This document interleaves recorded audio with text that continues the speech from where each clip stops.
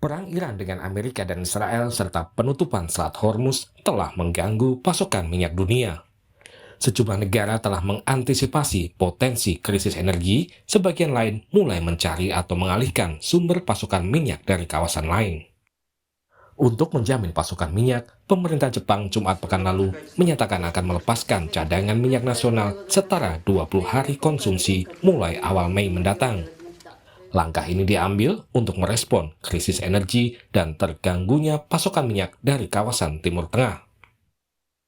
原油についてはホルムズ海峡を通らない、ルートでの調達に最大限注力し、現時点において5月には、前年実績比で過半の代替調達が可能となる見込みでございますので、年を超えて、石油の供給を確保する、めどがついています。こうした中で原油の安定供給の万全を期すため、5月上旬以降、第2弾の国家ガスの放出として、約20日分を放出します。